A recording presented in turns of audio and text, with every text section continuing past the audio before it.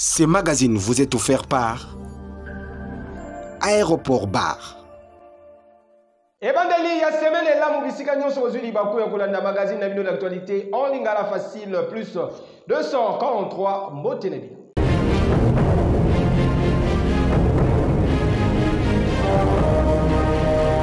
Chef de l'État asilisaki visite na ye ya 6 jours na Émirats Arabes Unis week-end eleki buzobadite. Chef de l'État congolais Félix Antoine Tshisekedi Tshilombo asilisaki visite na ye ya 6 jours na Émirats Arabes Unis awa na Burj Khalifa, la plus haute tour du monde. Ayambamaki sur place na mukolo esika elongo na ba ministre na ye mibale ya urbanisme pe habitat Pius Mobilu pe Aimé Sakombi Mulendo, ministre des Affaires foncières.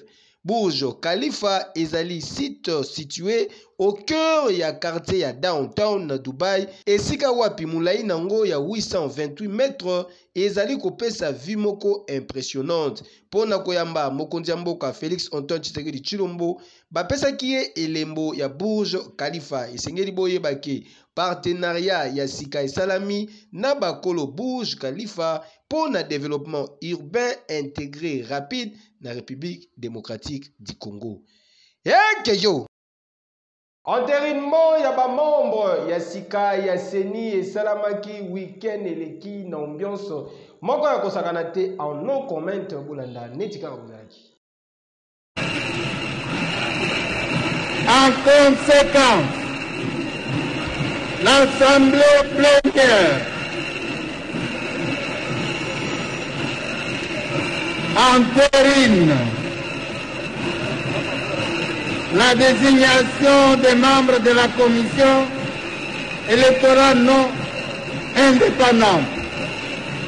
Il s'agit de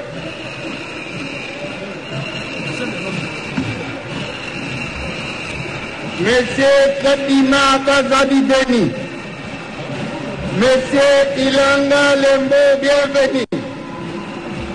Madame Mtsera Mulela Patricia, Monsieur Mouindo Mulemberi Wagumawa Paul, Madame Birembano Balume Sylvie, Monsieur Lipemba Ikpanga Ndolo Pascal, Monsieur Boko Matonda Fabien, Monsieur Bito Monizi Blaise, Monsieur Dimouala Mampouya Roger, Madame Ngalola Joséphine, Monsieur Bissambu Mpande Gérard, Madame Omokoko Asamato Anadine. Député FCC juste après entérinement Bimaki Libanda pe batalaki déclaration pour nous à la population et Fongola Missouba se prendre en charge.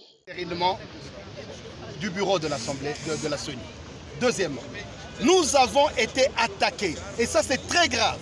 On a laissé entrer des personnes, des hommes armés à l'intérieur de l'hémicycle et qui ont touché même sur l'intégrité physique des députés du FCC.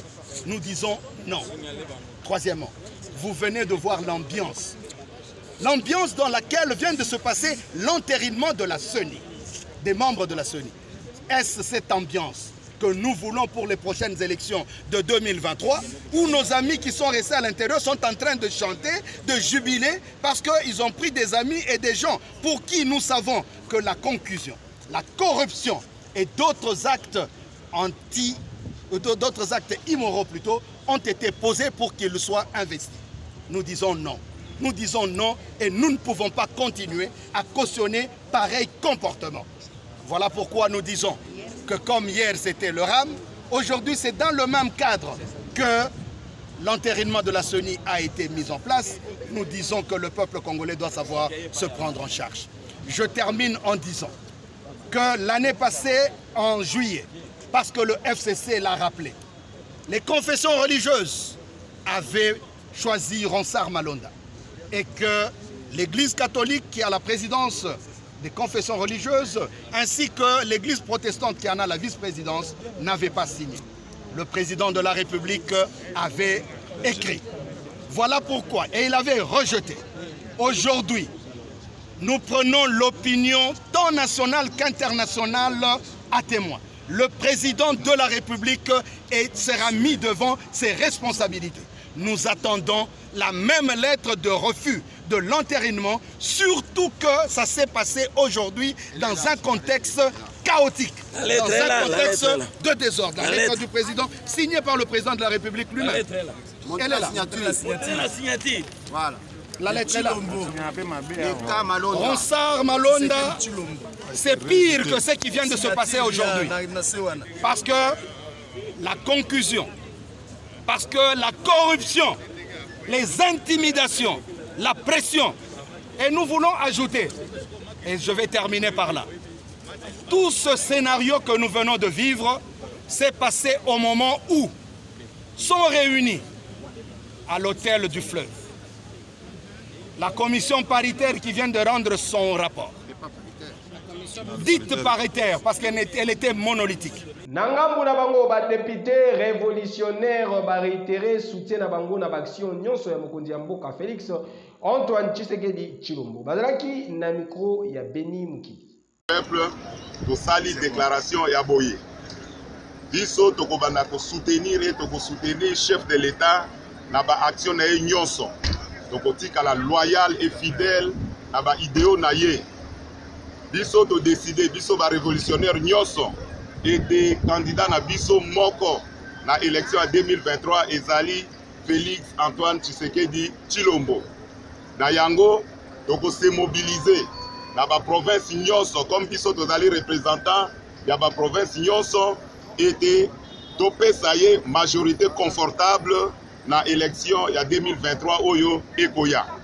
Tosengi lisusu na Assemblée nationale atia makoki nyonso de manière que atia ba bikonzi nyonso ya seni en place pour ba organiser biso élection na ngonga oyo constitution efesi.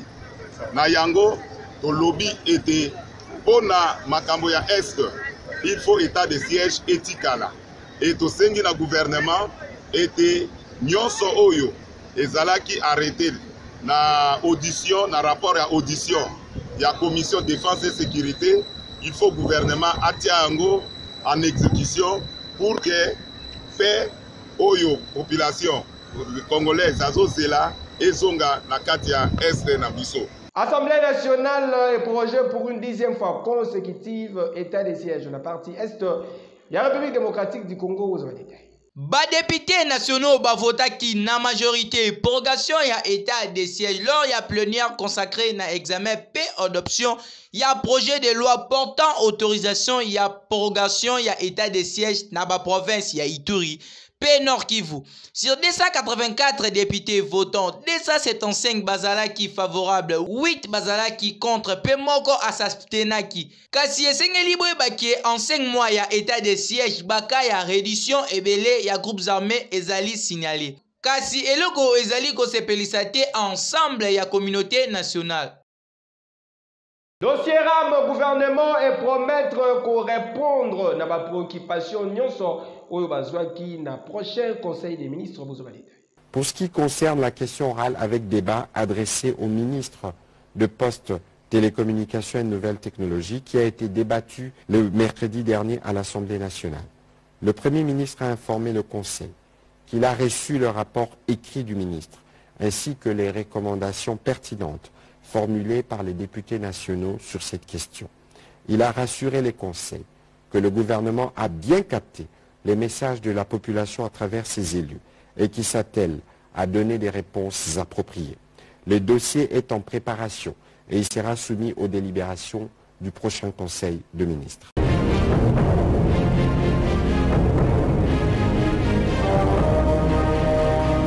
Marche à la mouka organisée, week-end et l'équipe a sengaki na population base à la Sima ya Senko PSC. Reportage.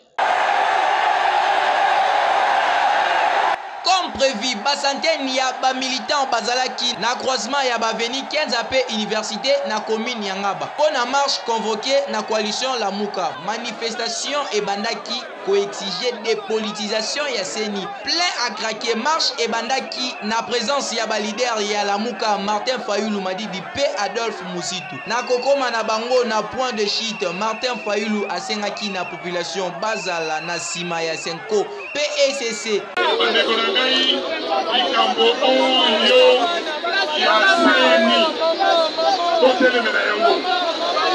Seni tokoyi ezala kokekambama na bapolitisien toyokani seni ekambama na bapolitisien te ozala nsima ya basango na bapaster oyo balobi ke baboyi likambo wana toyokani yenye. Esingili ko signaler ke bandeko ya Lamuka batelemi pona koloba non à dépolitisation ya CENI, non à glissement, pe non à fraude électorale. Bazali pacifique, pe bazali ko respecter kaka article 64 ya constitution. Boyende ezalaka ekeyo.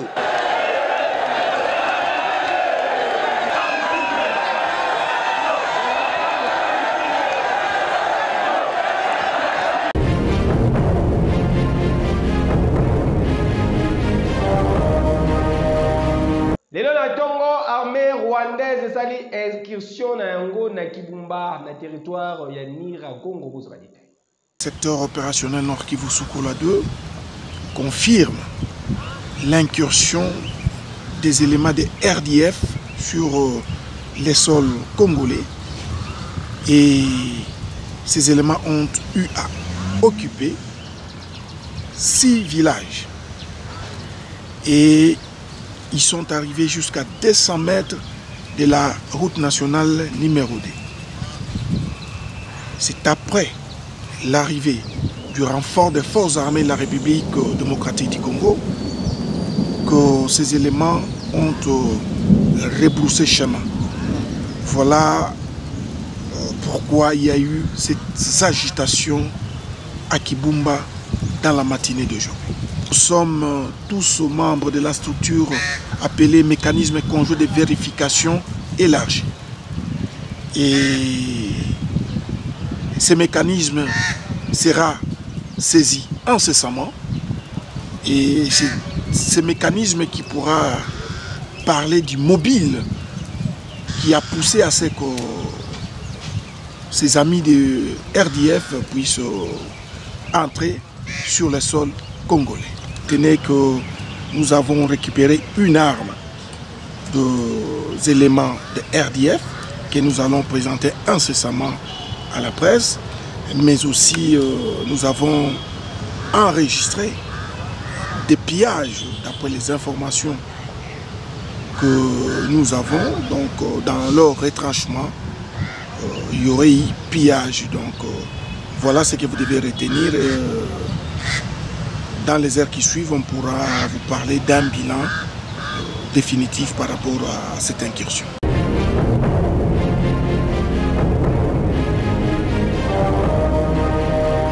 Kobeta developeri ezali na kombo ba cybercafé Ben Lubitsch. Bana Kinshasa topesi bino mbote ezali ngai ndeko na bino Ben Lubitsch ya ba cybercafé Ben.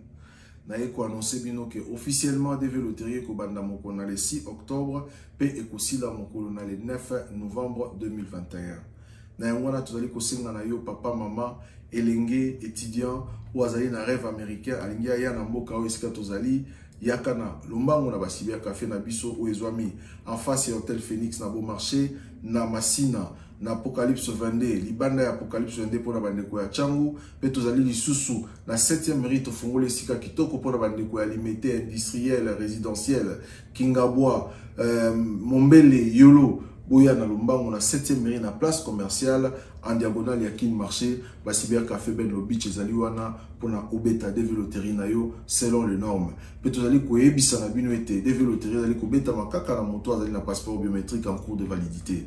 Kasi avantage ezali ete soki ozali na posa kobeta developeri ozali na passeport te yaka na Lombango na cybercafé na biso o ezwami en face du Hôtel Phoenix, équipe monnaie ezali wana pour accompagner yo, pour remplir la formalité, pour être obéta de loterie na yo en toute sécurité et selon les normes. Topé Sibino, bonne chance. Et vous allez rappeler les sous na bande konyonso au bazali na intérieur ya pays, na Mujimai, Ngandajika, Chikapa, Kalemi, Kolwezi, bande bazali na Belgique, France, bazali na posa pour participer à la loterie, tindela biso kaka page biométrique ya passeport na yo na numéro ya WhatsApp pour ezali awa, pe kende na studio photo bakanga yo, photo format américain mais ba imprimer en côté, batinda yango mbala moko de l'appareil photo na téléphone na yo, yo transférer yango biso, to kobetela yo de loterie na ndenge ou esengeli. Topé Sibino, merci, bonne chance à tous pour na loterie ya 2023.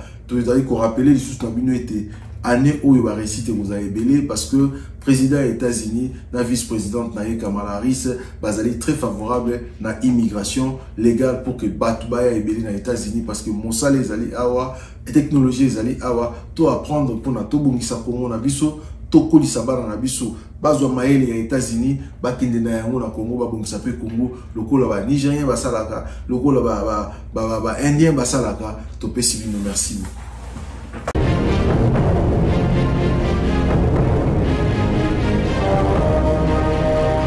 Kolata kitoko ezana sekele ba boutique d'habillement RH Top Model.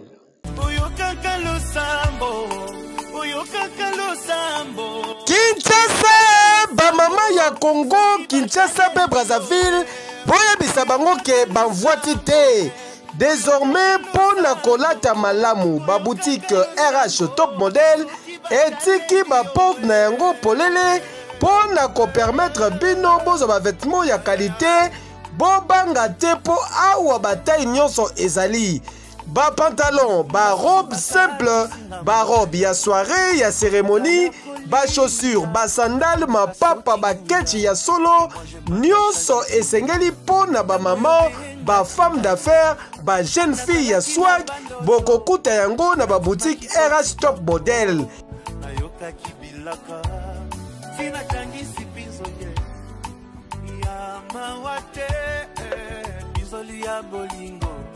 Bona moto aloko tindai oyokaka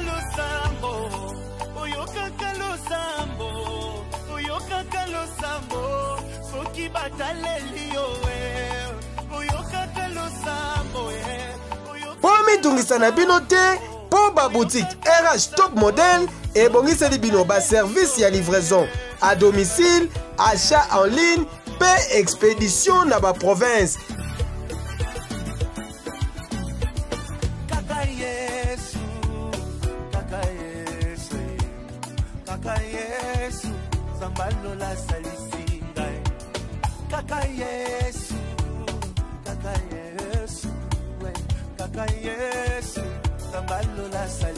Chante avec moi, on y va. Jésus, Zambalo la salisinga.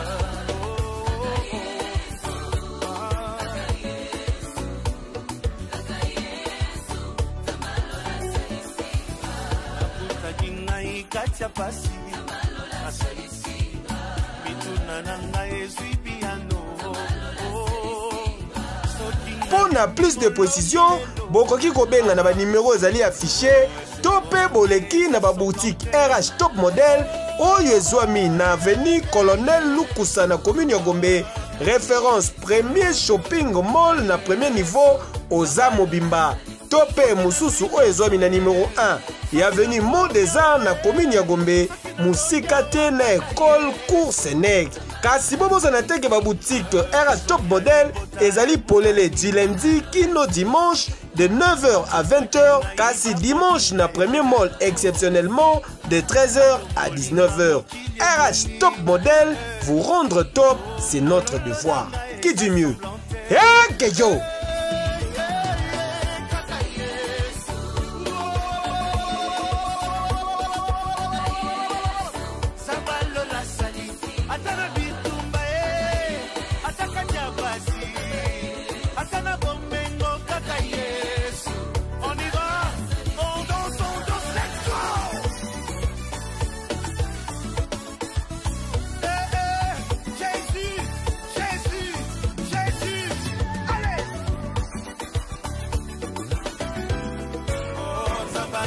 Charge ya Tchangu, charge ya couloir Kimbuta, cité d'ambiance, aéroport bar Kimbuta. Reportage.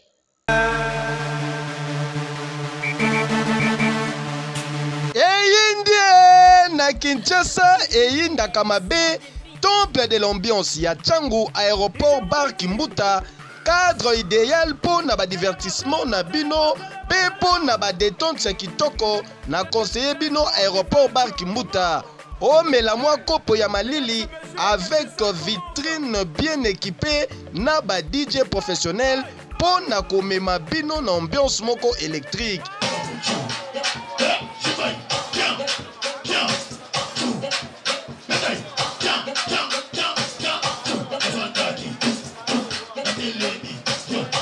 Et bongo ba installation hygiénique, zéro infection. Et senga kande boye ozo melane siga ya kitoko pe sécurité.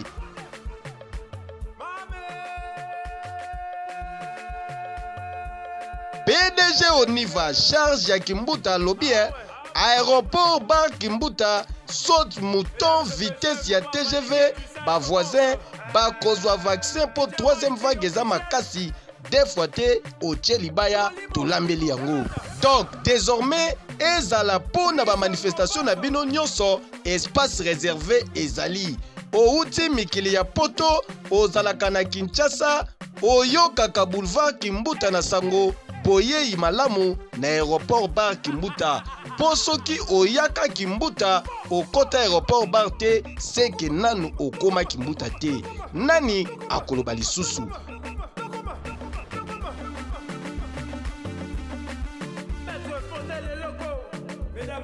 Aéroport bar Kimbuta Mbatambuta. Hey Kejo.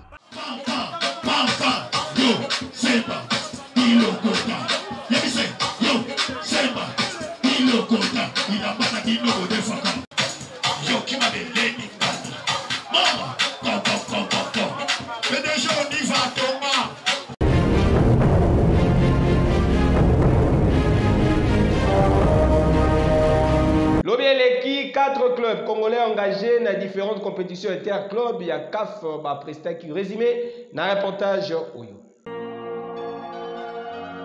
4 clubs congolais en lice, il y a la compétition interclub, il y a Confédération africaine, il y a football CAF en sigle. Presta qui week-end et l'équipe. D'abord, Mokolo à vendredi, dans la Ligue des Champions, il y a CAF, tout puissant Mazembe à Lubumbashi, a réalisé qu'il nul blanc, il y a 0 but partout face à Amazulu FC, il y a Afrique du Sud. Dans le stade Moses Mabida, il y a Durban en match aller comptant pour la 16e de finale. Bakorbo à Lubumbashi et Sengeli bat doublé by fort dans match retour pour gagner le 24 octobre prochain pour sinon te bakozala éliminé.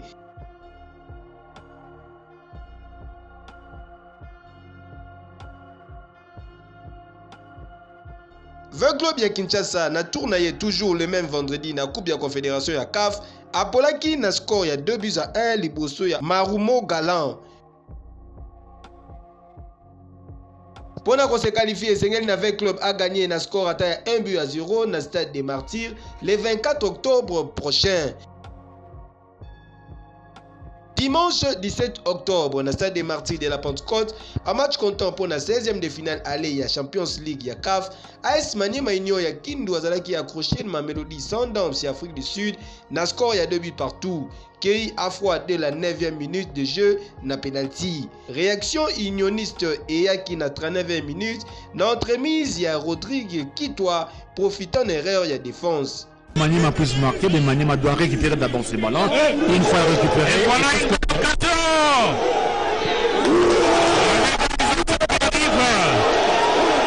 l'égalisation de Maniema Union par 5 minutes avant temps réglementaire, Ndé Mamelodi Sundowns qui peut reprendre avantage. Et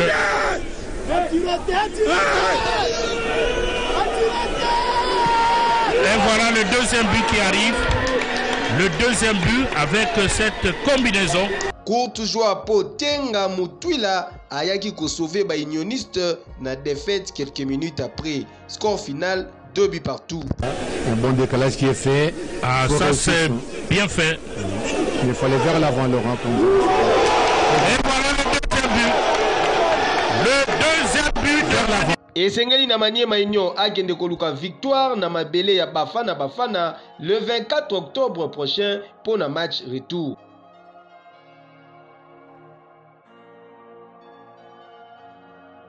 Le même dimanche, na compte ya Coupe de la Confédération, Daring Club Motema Pembe à Kinshasa a salaki sensation forte pour Aramenaki victoire face à l'équipe rwandaise ya AS Kigali na score ya 2-1 pour le match aller ya 16e de finale. Na terre rwandaise, batim vert et blanc badominaki pe bamenaki déjà na 2-0 na première période grâce à William Likuta.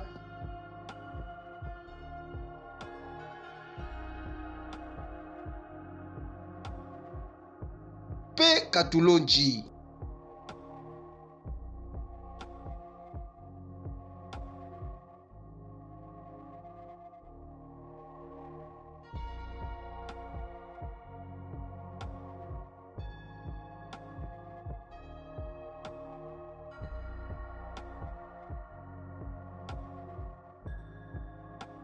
Malgré réduction de score, Daring Club Motema Pembe a s'imposé et a eu bonne avance avant match retour prévu dimanche 24 octobre prochain dans le stade des Martyrs de la Pentecôte.